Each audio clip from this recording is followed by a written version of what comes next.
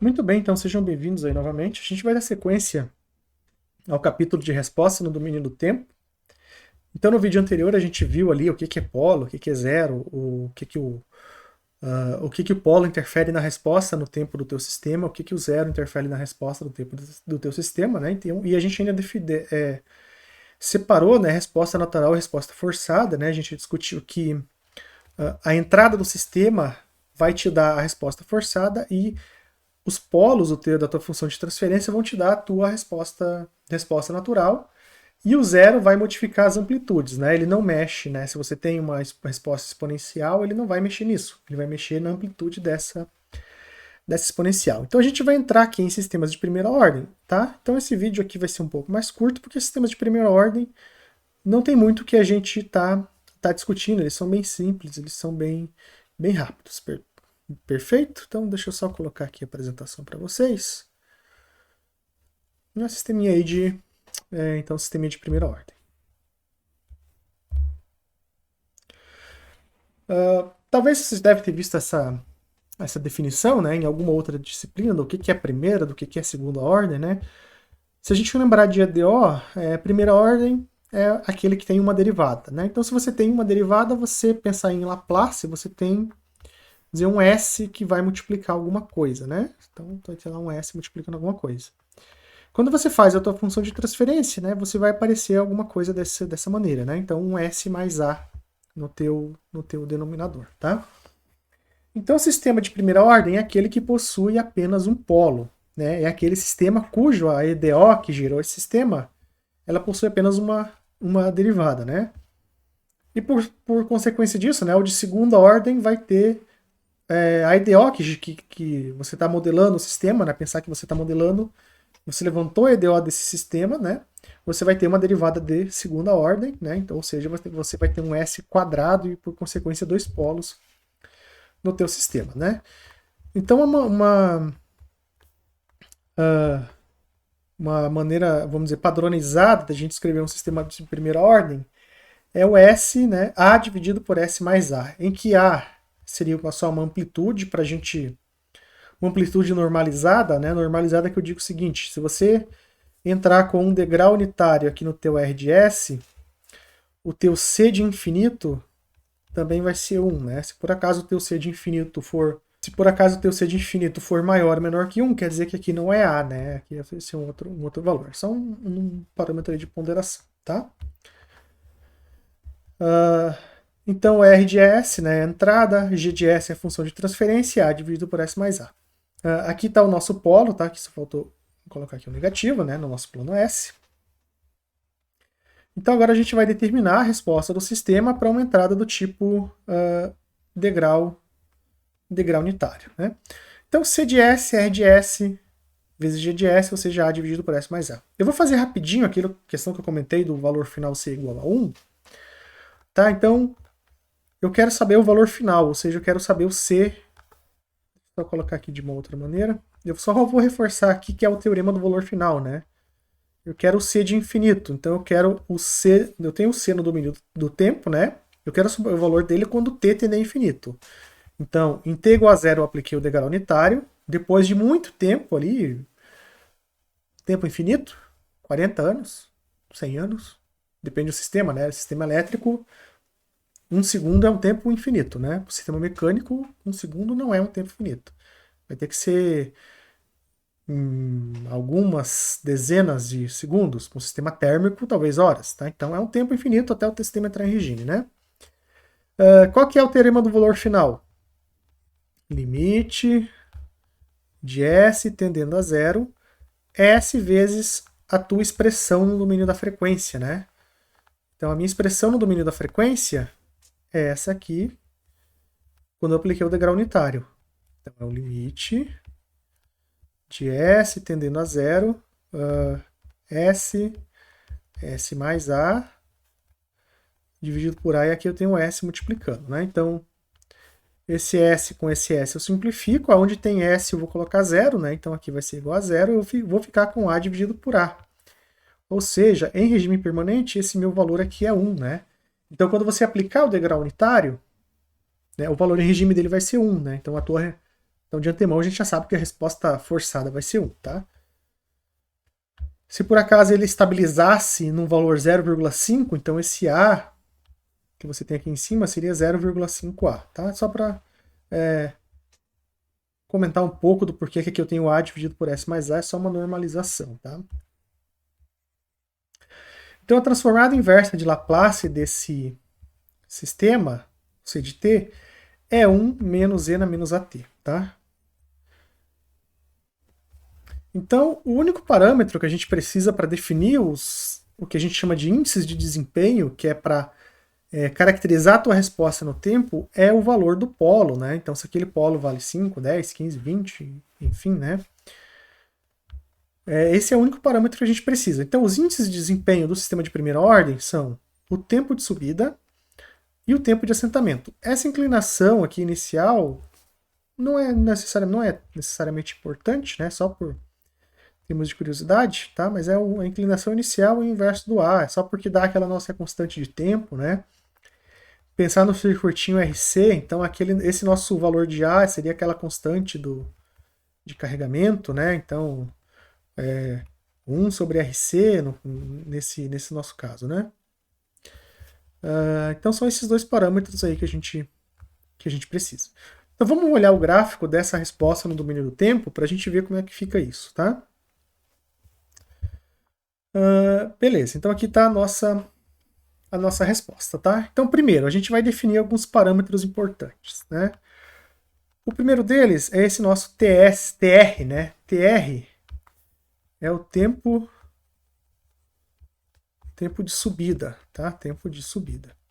O tempo de subida, ele é definido como o tempo necessário para o teu sistema sair de 10%, então 0,1 do valor final, se o valor final é 1, então aqui é 0,1, até 90% do teu valor final. Então esse intervalo de tempo, tá? Todo esse intervalo de tempo é o chamado TR, tempo de subida, beleza? Tempo de assentamento, esse tempo de assentamento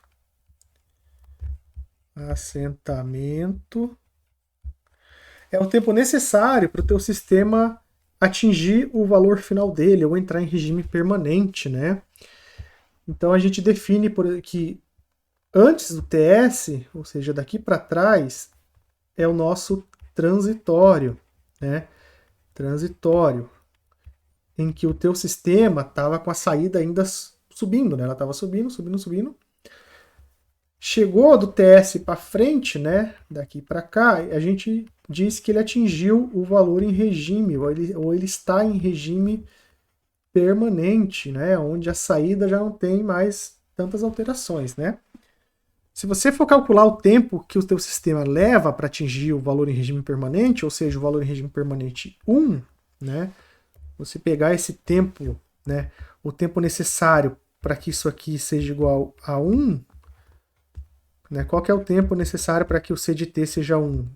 Ele vai dar o t tendendo a infinito, né? Porque ele nunca...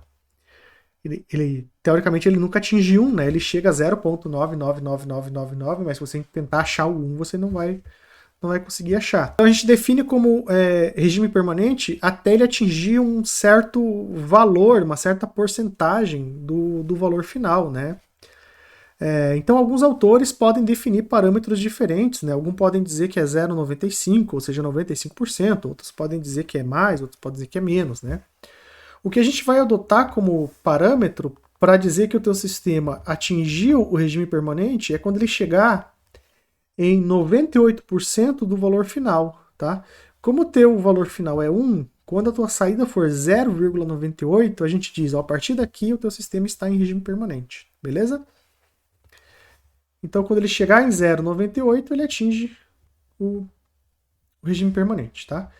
Então, a gente vai tentar encontrar esses valores para que possa, né, obter a saída desse sistema, tá? Primeiro parâmetro, né, o tempo de assentamento, né? Então, aqui está aqui o textinho da definição dele, né? Então, ele vai ter que ficar dentro de uma faixa de mais ou menos 2% do valor final, né? Como o sistema de primeira ordem ele não oscila, né? O que eu quero dizer quando oscila, ele poderia fazer algo parecido com isso, né? Que é o que faz um sistema de segunda ordem, né? Em que ele oscila e não atinge o 0,98, né? Aí ele ficaria, ele sobe, ele passa no 0,98 e vai para o 1,02, então ele fica numa faixa de mais ou menos 2%, né? Como o sistema de primeira ordem ele não oscila, a gente pode bater o martelo e dizer que o C de t atingindo 0,98 é o nosso valor final. Então você basicamente precisaria encontrar para que instante de tempo, né, o teu sistema, aquela equação da resposta no tempo vale 0,98. Então você encontra, né, que o teu tempo de assentamento vale 4 dividido por A, né? Depende apenas da posição do polo.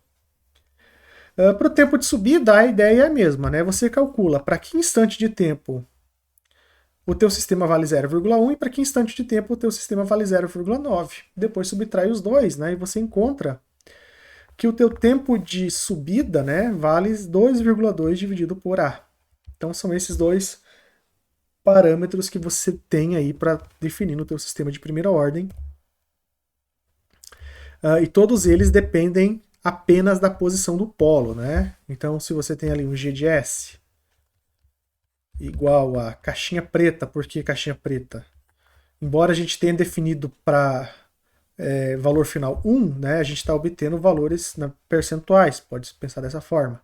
Então não importa se o teu valor em regime é 1 para o degrau unitário, ou se é 2, ou se é 4, ou se é 8, ou se é 0,5, tá? Você precisa apenas da posição do polo para definir o tempo de subida e o tempo de... Desculpa, o tempo de assentamento e o tempo de subida, apenas o valor do A, né?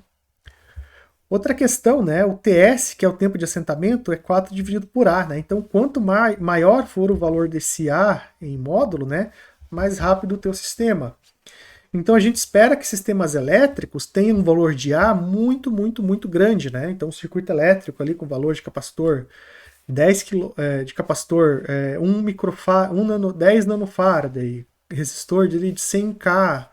Então, ele vai ter esse valor aí, algumas dezenas, né, algum valor extremamente grande, né, se você fizer a continha lá de quanto dá.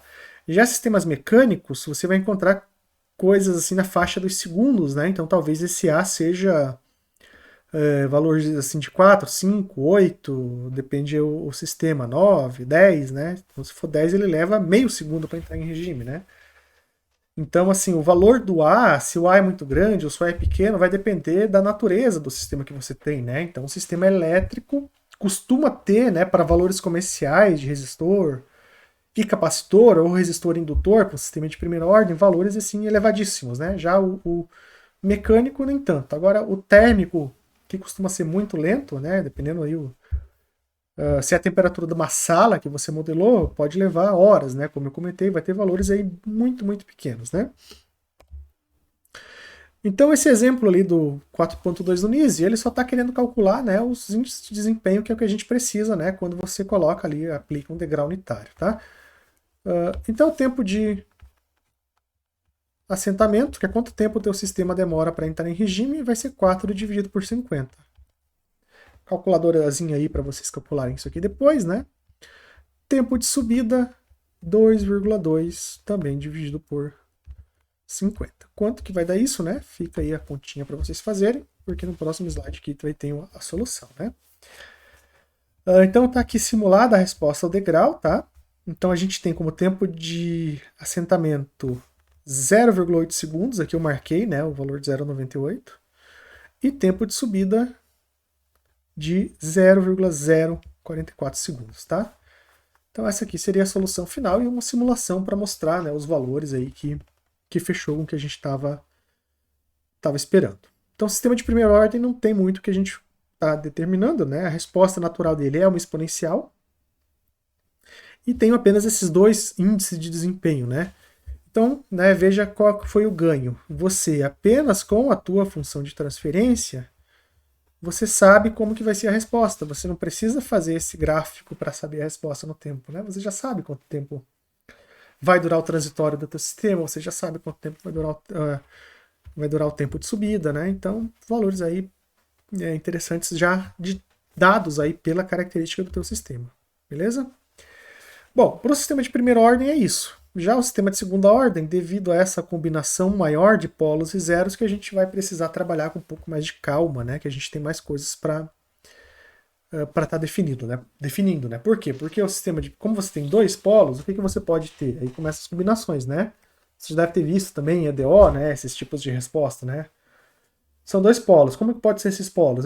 Eles podem ser reais, ok? Reais e diferentes, reais e iguais. Pode ser polos complexos, né? Complexos e conjugados, né? Números complexos nunca aparecem sozinhos, sempre aparecem os pares conjugados. 3 combinações. Ou eles podem ser complexos puramente imaginários, né? Só você pensar nas combinações do S. Então, no próximo vídeo, a gente vai ver, né, esses sistemas em segunda ordem, né? Todos os tipos, as classificações e a resposta, o degrau ali de cada um deles. Beleza? Obrigado, então, e até o próximo vídeo.